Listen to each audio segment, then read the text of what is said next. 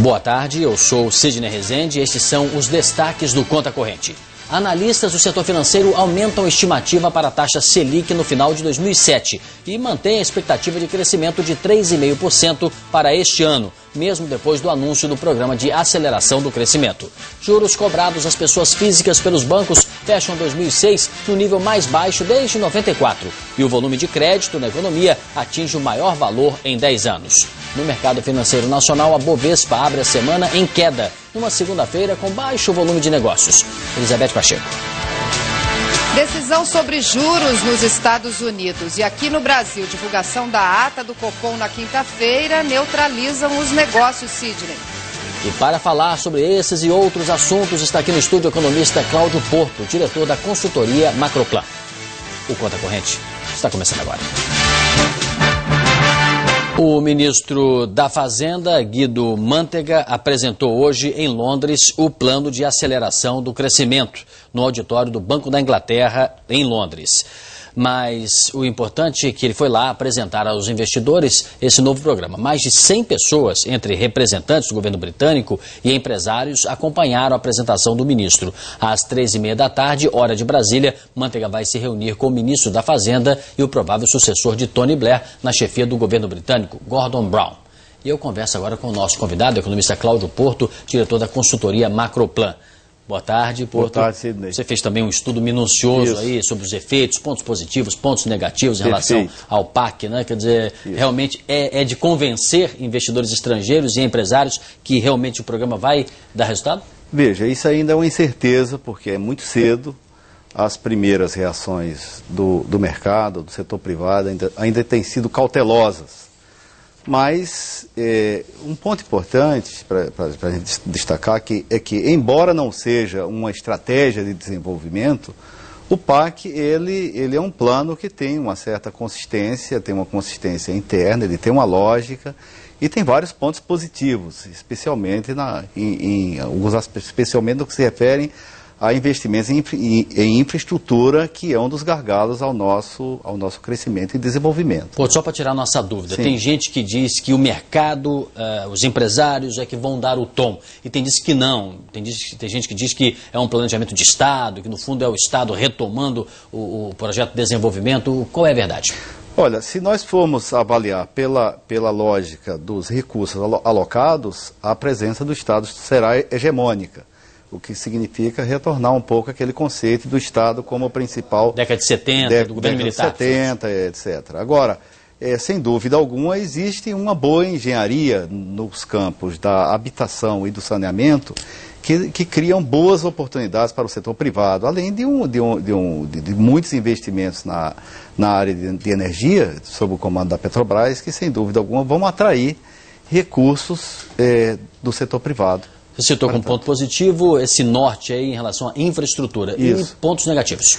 Olha, o principal é o seguinte, o PAC deixa de atacar 3 gargalos estruturais ao desenvolvimento.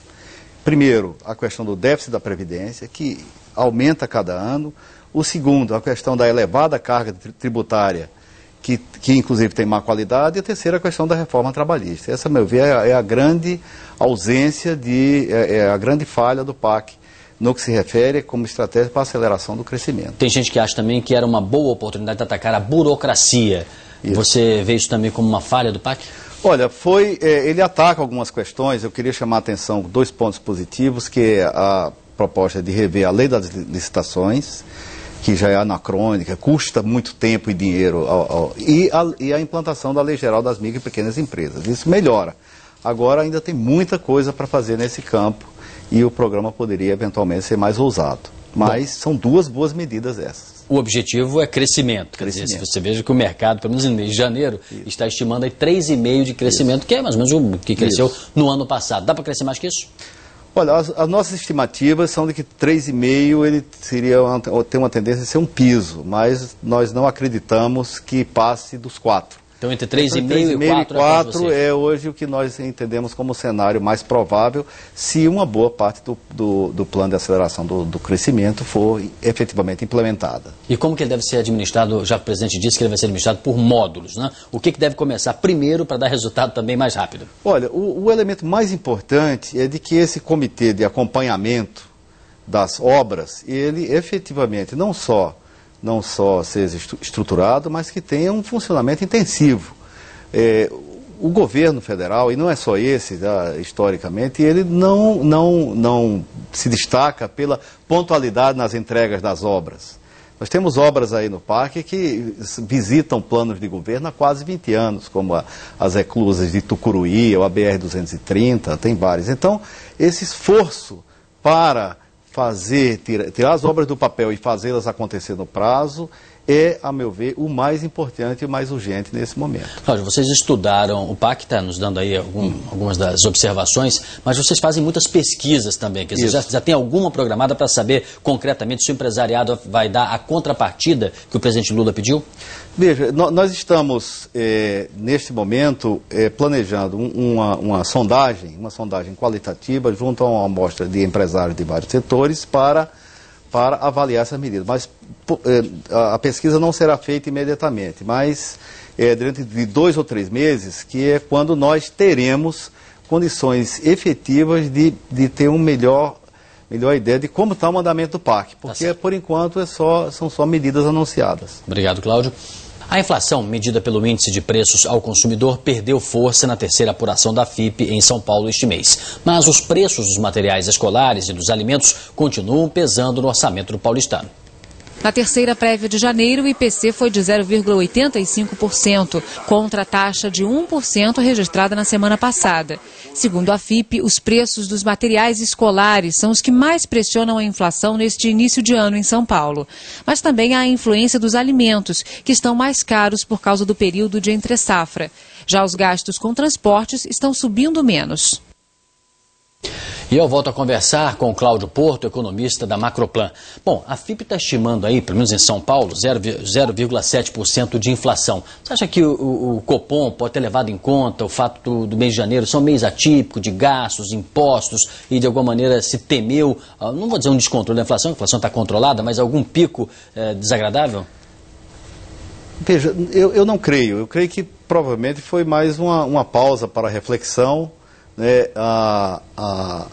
Acreditamos que vai terminar o ano com a Selic aí por volta de 11,5, como se estava prevendo, ou seja, a trajetória agora é de manter as quedas, mas de uma maneira lenta, progressiva, como tem sido. Eu acho que isso é o que é mais importante.